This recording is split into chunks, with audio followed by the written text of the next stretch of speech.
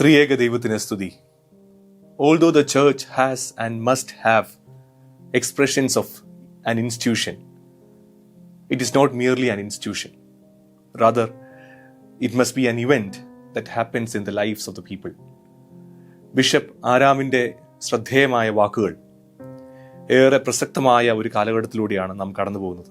ഈ ഞായറാഴ്ച the participation of church in nation building എന്നുള്ള വിഷയം, രാഷ്ട്ര നിർമ്മിതിയിൽ സഭയുടെ ഭാഗഭാഗിത്വം എന്നുള്ള വിഷയം ചർച്ച ചെയ്യുന്ന ഈ ഞായറാഴ്ച സഭ ഭാരത മണ്ണിൽ ദൈവം ആക്കി വെച്ചിട്ടുള്ള ഇടങ്ങളിലെല്ലാം എങ്ങനെയാണ് സംഗതമായ ശുശ്രൂഷകൾ നിർവഹിക്കേണ്ടതെന്ന് സഭയായി ചിന്തിക്കുന്ന ദിനങ്ങളാണ്.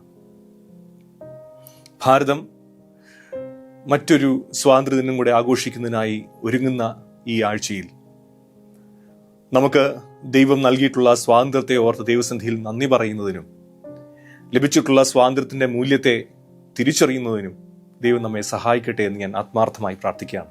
ഭാരതത്തിന് സ്വാതന്ത്ര്യം നേടിത്തരുന്നതിൽ നമ്മുടെ പൂർവ്വ മാതാപിതാക്കൾ വഹിച്ചിട്ടുള്ള നിസ്തുലമായ സേവനവും അവിടെ ത്യാഗോജ്വലമായ ജീവിതത്തെയും നമുക്ക് നന്ദിപൂർവ്വം ഓർക്കാം. തുടർന്ന് ഭാരതം എന്ന രാഷ്ട്രത്തിന്റെ നിർമ്മാണത്തിൽ നിർണായകമായ സംഭാവനകൾ നൽകിയിട്ടുള്ള ക്രൈസ്തവ സഭകളുടെ നേതൃത്വത്തെയും സഭാ ശുശ്രൂഷകരെയും നമുക്ക് നന്ദിപൂർവ്വം ഓർക്കുന്നതിന് ഈ ദിനങ്ങളിൽ സാധിക്കട്ടെ. പലപ്പോഴും ക്രൈസ്തവ സഭകളുടെ നിർണായകമായ സംഭാവനകളെ തമസ്കരിക്കുന്ന ഒരു പ്രവണതയിലൂടെയാണ് രാഷ്ട്രം കടന്നു പോകുന്നത്. അതിന്റെ പിന്നിൽ പല സ്വാർത്ഥമായ ലക്ഷ്യങ്ങളുമായിരുന്നു ഉണ്ടായിരുന്നതെന്നുള്ളത് പറഞ്ഞ് വേർതീർക്കുവാനായി ശ്രമിക്കുന്ന ഒരു കാലയളവിലൂടെയാണ് നാം ഇപ്പോൾ കടന്നു പോകുന്നത്. നിസ്വാർത്ഥമായ സേവനങ്ങൾ, ത്യാഗോജ്വലമായ മിഷൻ പ്രവർത്തനങ്ങളെ പലപ്പോഴും തെറ്റായ ഉദ്ദേശങ്ങളോടെ നടത്തിയിട്ടുള്ള പ്രവർത്തനങ്ങളായി ചിത്രീകരിക്കുന്ന ഒരു കാലയളവിൽ എല്ലാ കാലത്തേക്കാളും നമ്മുടെ പ്രവർത്തനങ്ങൾ സംഗതമാണെന്നും സമർപ്പിതമായി ഈ രാഷ്ട്രത്തിന്റെ വളർച്ചയിൽ നിർണായകമായ സംഭാവനകൾ വിദ്യാഭ്യാസ, ആരോഗ്യ മേഖലകൾ തുടങ്ങി വിവിധ മേഖലകളിൽ നാം നിർവഹിച്ചിട്ടുള്ളത് അഭിമാനത്തോടെ ഏറ്റുപറയുന്നതിന് ദൈവം നമ്മെ സഹായിക്കട്ടെ എന്ന് ഞാൻ ആത്മാർത്ഥമായി പ്രാർത്ഥിക്കുന്നു. ഒരുപാട് ആശങ്കയിലൂടെ ന്യൂനപക്ഷ സമൂഹങ്ങൾ കടന്നു പോകുന്ന ഒരു കാലമാണ്. ഈ രാഷ്ട്രത്തിന്റെ ഭാഗമാണോ നാം എന്ന് പലപ്പോഴും ചോദ്യം ചെയ്യപ്പെടുന്ന ഒരു കാലയളവിൽ നമ്മൾ ഭാരതീയരാണെന്നും ഈ ഭാരത മണ്ണിൽ ഉത്തരവാദിത്വ ബോധമുള്ള ഒരു തലമുറയെ വാർത്തെടുക്കുന്ന പ്രക്രിയയിൽ സഭയും പങ്കാളികളാണെന്ന് നമുക്ക് പൂർണ്ണമായ ബോധ്യത്തോടെ ലോകത്തോട് വിളിച്ചു പറയാം. വിശുദ്ധ എവൻഗേലിയോനായി നമുക്ക് നൽകപ്പെട്ടുള്ള ഭാഗം തീർച്ചയായും ഈ ഒരു കാലയളവിൽ നമുക്ക് ഉത്തരവാദിത്വ ബോധമുള്ള പൗരന്മാരായി ജീവിക്കുന്നതിന്, രാഷ്ട്ര നിർമ്മിതിയിൽ പങ്കാളികളാകുന്നതിന് ആവശ്യമായ ഉൾക്കാഴ്ചകൾ നൽകുന്ന ഭാഗമാണ്. നിങ്ങളുടെ ശ്രദ്ധയെ വിശുദ്ധ ലൂക്കോസിന്റെ സുവിശേഷം 20-ാം അധ്യായം അതിന്റെ 19 മുതൽ 26 വരെയുള്ള വാക്യങ്ങളിലേക്ക് ഞാൻ ക്ഷണിക്കുകയാണ്. വിശുദ്ധ ലൂക്കോസിന്റെ സുവിശേഷം 20-ാം അധ്യായം 19 മുതൽ 26 വരെയുള്ള വാക്യങ്ങൾ. അതിന്റെ 22-ാം വാക്യം മുതലുള്ളത് ഒന്ന് വായിച്ചു കൊള്ളട്ടെ. നാം കൈസർക്ക് കരം കൊടുക്കുന്നത് വിഹിതമോ അല്ലയോ എന്ന് ചോദിച്ചു. അവരുടെ ഉപായം ഗ്രഹിച്ചിട്ട് അവൻ അവരോട്, ഒരു വെള്ളിക്കാശ് കാണിപ്പീൻ. അതിലുള്ള സ്വരൂപവും മേലെഴുത്തും ആരുടേതെന്ന് ചോദിച്ചതിന് കൈസറുടേതെന്ന് അവർ പറഞ്ഞു. എന്നാൽ കൈസർക്ക് ഉള്ളത് കൈസർക്കും ദൈവത്തിനുള്ളത് ദൈവത്തിനും കൊടുപ്പീനെന്ന് അവൻ അവരോട് പറഞ്ഞു. നമ്മളിപ്പോൾ വായിച്ച ഈ ഭാഗത്തിന്റെ പാരലൽ ഭാഗം വിശുദ്ധ മത്തായിയുടെ സുവിശേഷം 22-ാം അധ്യായത്തിൽ നാം കാണുന്നു. അവിടെ നാം ഇങ്ങനെയാണ് വായിക്കുന്നത്: ഹെരോദ്യരും പരീശരും ഒരുമിച്ച് ക്രിസ്തുവിനെ വാക്കിൽ കൊടുക്കേണ്ടതിനായി പോകുന്നു എന്നുള്ളതാണ്. അവർ ഒരുമിച്ച് കരങ്ങളെ കോർക്കുന്നു. ഒരു കാരണവശാലും ഒരുമിച്ച് വരുന്നതിന് സാധ്യതയില്ലാത്ത രണ്ട് വിഭാഗങ്ങളാണ് ഇപ്പോൾ ഇവിടെ കരങ്ങൾ കോർത്തിരിക്കുന്നത്. ആരാണ് പരീശർ? അവർ തീവ്ര യഹൂദ സമൂഹമാണ്. റോമൻ ആധിപത്യത്തെ എല്ലാ കാലത്തും എതിർത്തിരുന്ന ഒരു സമൂഹമാണ്. മതപരമായ കാര്യങ്ങളിൽ യാതൊരു വിട്ടുവീഴ്ചകൾക്കും തയ്യാറാകാത്ത ഒരു സമൂഹം. 2 ഹെരോദ്യർ. യഹൂദരാണെങ്കിൽ തന്നെയും അവർ റോമൻ സാമ്രാജ്യത്തോട് കൂറു പുലർത്തിയിരുന്നവരാണ്. അന്ന് അവിടെ ഭരിച്ചിരുന്ന സീസറിന്റെ പ്രതിനിധിയായ ഹെരോദ് അന്തിപ്പാസിനോട് ആഭിമുഖ്യം പുലർത്തിയവരാണ്. അത്തരത്തിൽ സ്വാതന്ത്ര്യമില്ലാത്ത അവസ്ഥയിലൂടെ തങ്ങൾ കടന്നു പോകുമ്പോൾ തങ്ങളെ അടിമത്തത്തിൽ ആക്കിയിരിക്കുന്ന ഈ ഭരണ സംവിധാനത്തോട് കൂറ് പുലർത്തുകയും അതിൽ നിന്ന് എന്തെങ്കിലും തരത്തിലുള്ള നേട്ടങ്ങൾ തങ്ങൾക്കുണ്ടാകുമെന്നുള്ള പ്രതീക്ഷയോടുകൂടി അതിനോട് ചേർന്ന് നിൽക്കുകയും ചെയ്തവരാണ് ഹെരോദ്യർ. അവർ ഒരുമിച്ച് കരങ്ങളെ കോർക്കുകയാണ്. ഒരു കാരണവശാലും ഒരുമിച്ച് വരുവാൻ സാധ്യതയില്ലാത്തവർ അവർ ഒന്നായി തീരുകയാണ്. ഒറ്റ ഉദ്ദേശം മാത്രമേ ഉള്ളൂ. ആ കാലത്ത് വളരെ ക്രിയാത്മകമായ വിമർശനങ്ങൾ ഉയർത്തിയിരുന്ന ദൈവരാജ്യത്തിന്റെ പഠിപ്പിക്കലുകളിലൂടെ ജനത്തെ നീതിബോധമുള്ളവരായി, സത്യത്തിനായി നിലകൊള്ളുന്നവരായി, ഉന്നതമായ ദർശനത്തിനായി പ്രവർത്തിക്കുന്നതിന് സജ്ജരാക്കിയ ക്രിസ്തുവിനോട് ഉള്ള അവരുടെ എതിർപ്പാണ് അവരെ ഒരുമിച്ച് കൊണ്ടുവന്നത്. It is certainly an unholy alliance. കാരണം ക്രിസ്തുവിനെ ഇല്ലായ്മ ചെയ്യുന്നതിന് ലക്ഷ്യമാക്കി അവർ ഒരുമിച്ച് കരങ്ങളെ കോർക്കുകയാണ്. അപ്പോൾ ഭരണക്രമത്തിന്റെ അന്യായമായ ലാഭങ്ങൾ കൊയ്യുന്നതിന് ശ്രമിക്കുന്നവരും മതഘടനകളിലൂടെ നേട്ടങ്ങൾ കൊയ്യാൻ ശ്രമിക്കുന്നവരും ഒരുമിച്ച് കരങ്ങളെ കോർക്കുകയാണ്. മതത്തെയും മതവിശ്വാസങ്ങളെയും ദുരുപയോഗം ചെയ്യുന്നവർ ഭരണഘടനയിലൂടെ കൊള്ളലാഭം നേടുവാൻ ആഗ്രഹിക്കുകയും അത് സ്വപ്നം കാണുകയും ചെയ്യുന്നവർ ഒരുമിച്ച് കരങ്ങളെ കോർക്കുന്നു. ജനജീവിതം ദുഷ്കരമാക്കുന്ന രണ്ട് വിഭാഗങ്ങളാണിവർ. എന്നാൽ യേശുവിൻ്റെ ദൈവരാജ്യ സന്ദേശങ്ങൾ അവരെ അസ്വസ്ഥമാക്കുകയാണ്. അവിടെ ചോദ്യം ഇതാണ്: സീസറിന് ടാക്സ് കൊടുക്കുന്നത് വിഹിതമാണോ എന്നുള്ളതാണ് ചോദ്യം. നമുക്കറിയാം, സീസറിനെ അനുകൂലിക്കുകയാണെങ്കിൽ തീർച്ചയായും യേശുക്രിസ്തു യഹൂദരുടെ അപ്രീതിക്ക് കാരണമായി തീരും. യഹൂദർ തീർച്ചയായും ക്രിസ്തുവിനോട് എതിർക്കും എന്ന് അവർക്കറിയാം. എന്നാൽ സീസറിനോട് അനുകൂലമായ നിലപാടെടുത്തില്ലെങ്കിൽ അന്നത്തെ റോമൻ ഗവൺമെന്റിനോട്, ഭരണഘടനയോട് മറുതലിക്കുകയാണ്. തീർച്ചയായും അവരുടെ അപ്രീതിക്കും പാത്രമാവുകയും ചെയ്യും. അപ്പോൾ വല്ലാത്ത ട്രിക്കി സിറ്റുവേഷനാണ്.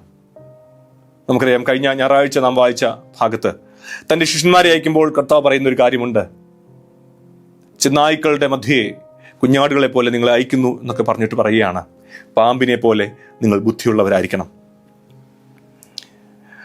തീർച്ചയായും ഈ ഒരു വിവേകം ക്രിസ്തു കാണിക്കുകയാണ്. കർത്താവിനത് കാണിക്കാൻ സാധിക്കുന്നത് തന്റെ നിയോഗത്തെക്കുറിച്ചുള്ള നല്ല ബോധ്യം കർത്താവിനുണ്ടായിരുന്നു. താൻ എന്താണ് ചെയ്തിരുന്നതെന്നും താൻ എന്താണ് ചെയ്യാനുള്ളതെന്നും എങ്ങനെയാണ് തൻ്റെ നിയോഗം ഈ ഭൂമിയിൽ നിറവേറ്റേണ്ടതെന്നുമുള്ള ബോധ്യം കർത്താവിനുള്ളത് കൊണ്ടാണ് കർത്താവിന് വളരെ ബുദ്ധിപൂർവ്വം ആ സിറ്റുവേഷൻ നേരിടാൻ സാധിച്ചതും വളരെ ക്രിയാത്മകമായി കർത്താവ് ആ ഒരു സാഹചര്യത്തെ കൈകാര്യം ചെയ്തതും. ഇന്നും മതവും രാഷ്ട്രീയവും കൈകളെ കോർക്കുന്നത് നമ്മൾ ഭയത്തോടെ കാണുന്ന ഒരു കാലമാണ്. സെക്യുലറിസം, മതേതരത്വം, മതനിരപേക്ഷത എന്നുള്ള അടിസ്ഥാന മൂല്യങ്ങൾ ഇന്ന് ഭാരത സമൂഹത്തിൽ നഷ്ടപ്പെട്ടു പോകുന്ന ഒരു പശ്ചാത്തലത്തിൽ ഭാരതം ഒരു മതരാഷ്ട്രമായി തീരുമോ എന്നുള്ള ആശങ്കയിലൂടെ ജനകോടികൾ കടന്നുപോകുന്ന ഒരു കാലത്ത് തീർച്ചയായും ഈ കാലഘട്ടത്തിന്റെ സ്പന്ദനങ്ങളെ തിരിച്ചറിയേണ്ടത് വളരെ പ്രധാനമാണ്.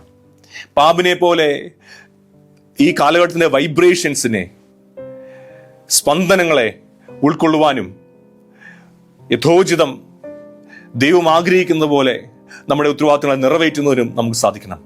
ഈ തിരിച്ചറിവുള്ളവർക്ക് മാത്രമേ കാലോചിതമായ സംഗതമായ പ്രവർത്തനങ്ങളിൽ ഏർപ്പെടുവാൻ കഴിയുകയുള്ളൂ.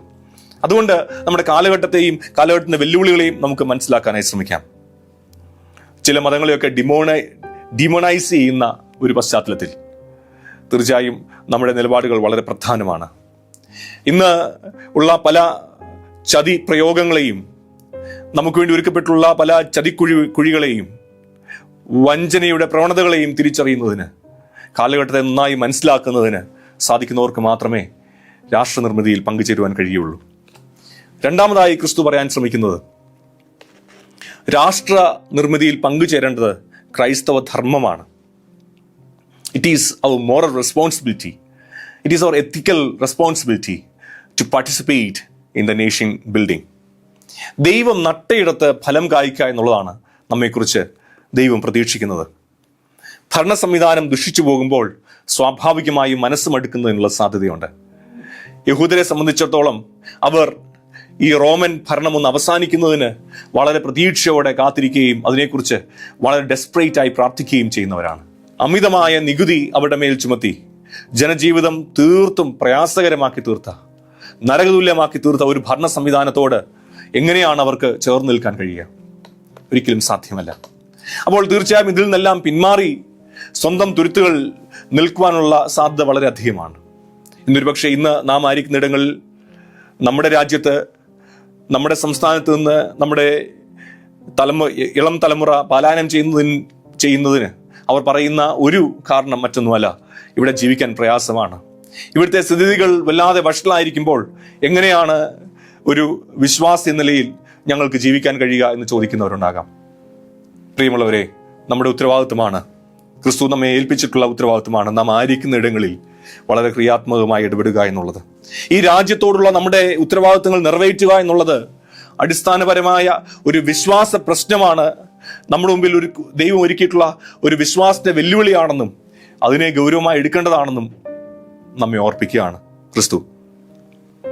ഈ ഉത്തരവാദിത്വങ്ങളിൽ നിന്ന് ഒളിച്ചോടുന്നതിനല്ല, മറിച്ച് ഈ ഉത്തരവാദിത്വങ്ങൾ ഈ കാലഘട്ടത്തിൽ ഏറ്റെടുക്കുന്നതിന് ദൈവം നമ്മെ ഇടയാക്കട്ടെ, നമ്മെ ബലപ്പെടുത്തട്ടെ എന്ന് പ്രാർത്ഥിക്കുന്നു. ക്രിസ്തു ഈ സംവിധാനത്തിന്റെ മധ്യ തന്നെയാണ് നിലകൊള്ളുന്നത്.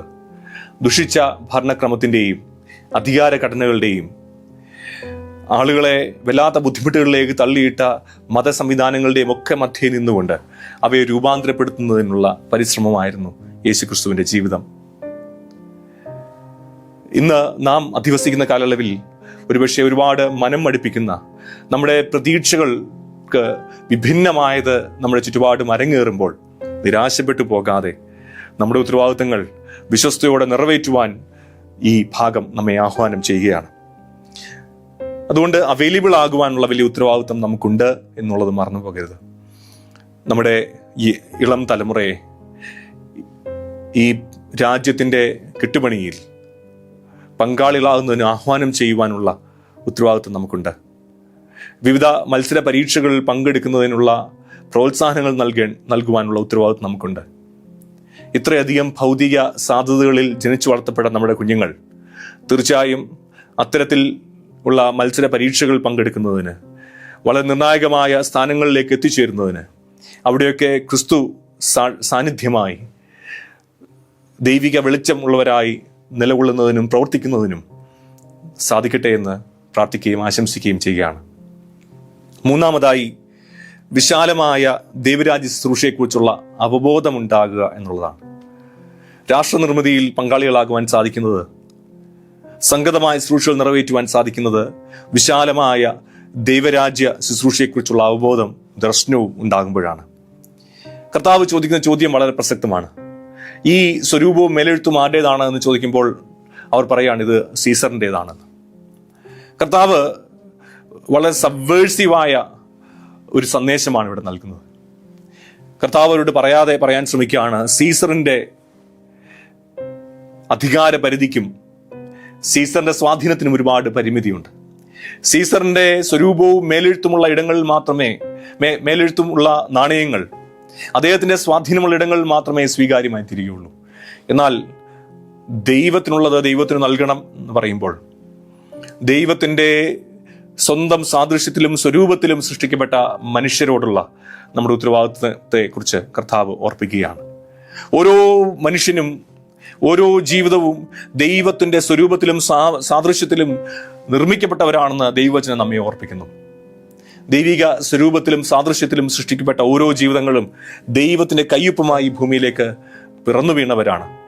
അതുകൊണ്ട് തന്നെ എല്ലാ മനുഷ്യരും തീർച്ചയായും അന്തസ്സുള്ള ജീവിതം നയിക്കുന്നതിന് അർഹതയുള്ളവരാണെന്ന് വചനം നമ്മെ ഓർപ്പിക്കുന്നു. യേശുക്രിസ്തുവിന്റെ ദൈവരാജ്യത്തിന്റെ പഠിപ്പിക്കലുകളും അതുതന്നെയാണ്. ഒറ്റപ്പെട്ടു പോയവരും അശരണരായവരും നിരാശയിൽ ജീവിക്കുന്നവരുമായ ആളുകളോട് ദൈവരാജ്യത്തിന്റെ വലിയ പ്രതീക്ഷകളാണ് ക്രിസ്തു പങ്കുവയ്ക്കാനായി ശ്രമിച്ചത്. ആരും തേടിച്ചെല്ലാത്തവരെ തേടിച്ചെല്ലുന്ന ഇടയ മാതൃകയാണ് ക്രിസ്തു നമ്മുടെ മുമ്പിൽ കാട്ടിത്തന്നിട്ടുള്ളത് എന്നോർക്കണം. ഏറ്റവും തള്ളപ്പെട്ടവരും ലോകം നിസ്സാരെന്ന് എണ്ണിയ ആളുകളോട് കർത്താവ് പറയാണ്, നിങ്ങൾ ഭൂമിയുടെ ഉപ്പാണെന്ന്.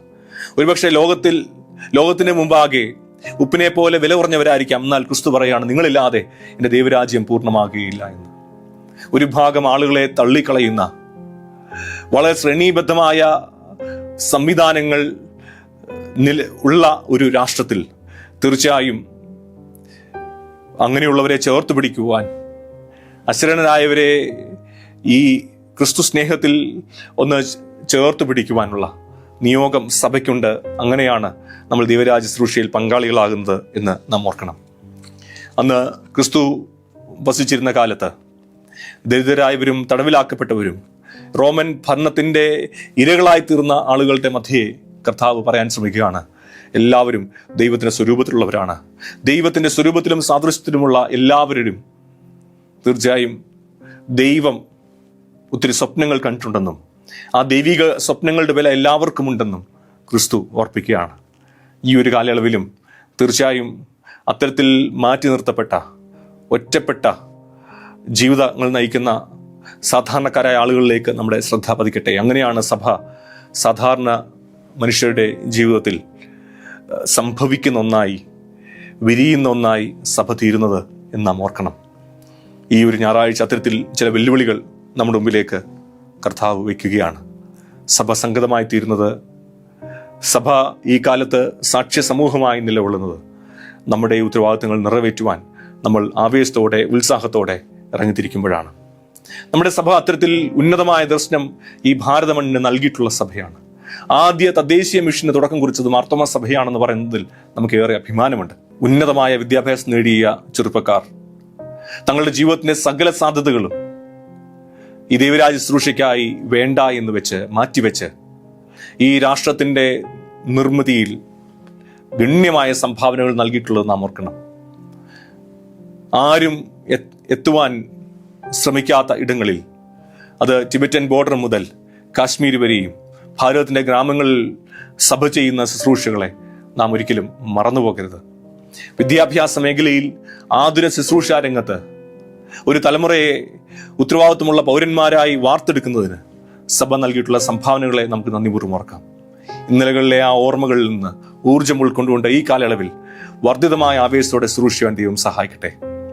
ഞാൻ ഇപ്രകാരം കേട്ടിട്ടുണ്ട്, നമ്മുടെ സഭാ ആസ്ഥാനത്ത് ഒരു പള്ളി നിർമ്മിക്കുന്നതിന് ഇറക്കിയ സാധന സാമഗ്രികൾ, നമ്മുടെ തിരുവല്ല സെന്റ് തോമസ് മാർത്തോമ ഇടവകയ്ക്ക് വേണ്ടി അവിടെ പള്ളി പണിയാനായി ഇറക്കിയ സാധന സാമഗ്രികൾ, അതിനേക്കാൾ പ്രധാനം അവിടെ പള്ളിക്കുടം ഉണ്ടാകുന്നതാണെന്നുള്ള ചിന്തയിൽ പള്ളിക്കുടം നിർമ്മിക്കുന്നതിനായി, സ്കൂൾ നിർമ്മിക്കുന്നതിനായി എടുത്ത് ഉപയോഗിച്ചെന്ന് ഞാൻ പറഞ്ഞു കേട്ടിട്ടുള്ളത് ഓർക്കുകയാണ്. അത്തരത്തിൽ ഒരു ദേവാലയം നിർമ്മിക്കുന്നതിനേക്കാൾ പരിശുദ്ധമായ പ്രവർത്തനമാണ്, അതിനേക്കാൾ ശ്രേഷ്ഠമായ ഉദാത്തമായ പ്രവർത്തനമാണ് ഒരു സ്കൂൾ നിർമ്മിക്കുക എന്ന് ചിന്തിച്ച പൂർവ്വ മാതാപിതാക്കളുടെ പിൻതലമുറക്കാരാണ് നാം എന്നത് അഭിമാനത്തോടെ ഓർക്കാം. ഈ ഒരു കാലയളവിൽ നമുക്ക് ഒരു വലിയ ഉത്തരവാദിത്വമുണ്ട് എന്ന് നമ്മെ ഈ ഭാഗം ഓർപ്പിക്കുന്നു. ഈ കാലഘട്ടത്തിന്റെ വെല്ലുവിളികളെയും സ്പന്ദനങ്ങളെയും തിരിച്ചറിയുക, വിവേകബുദ്ധിയോടെ നിലപാടുകൾ എടുക്കുവാൻ നമുക്ക് സാധിക്കട്ടെ. 2, ഈ രാഷ്ട്ര നിർമ്മിതിയിൽ നമുക്ക് എക്സ്ക്യൂസസ്, ഒഴികഴിവുകൾ പറഞ്ഞ് പിന്മാറുവാനുള്ള അവകാശമില്ല. സാഹചര്യങ്ങളെല്ലാം പ്രതികൂലമായിരിക്കുമ്പോഴും ശുഭാപ്തി വിശ്വാസത്തോടുകൂടെ രാഷ്ട്ര നിർമ്മിതിയിൽ നമുക്ക് പങ്കുചേരാം. നമ്മാൽ ആവുന്ന വിധത്തിൽ ഈ രാജ്യത്തിൻ്റെ വളർച്ചയിൽ നമുക്ക് പങ്കാളികളാകാം. അതിന് തലമുറകളെ ഒരുക്കുന്ന വലിയ ഉത്തരവാദിത്വം നമുക്കുണ്ട്. 3, ദൈവരാജ്യത്തിൻ്റെ വിശാലമായ ദർശനം നമ്മെ സ്വാധീനിക്കട്ടെ. ദൈവത്തിൻ്റെ കയ്യൊപ്പുള്ള അവൻ്റെ സ്വരൂപത്തിലും സാദൃശ്യത്തിലും നിർമ്മിക്കപ്പെട്ട ഒരുപാട് ജീവിതങ്ങൾ വികൃതമാക്കപ്പെടുന്ന സാഹചര്യത്തിൽ നമ്മുടെ ഉത്തരവാദിത്വം അവരെ ചേർത്ത് പിടിക്കുക എന്നുള്ളതാണ്. അത്തരത്തിൽ ഒരു സാക്ഷി സമൂഹമായി നിലകൊള്ളുവാൻ ദൈവം നമ്മെ സഹായിക്കട്ടെ എന്ന് പ്രാർത്ഥിക്കുന്നു. ആമേൻ.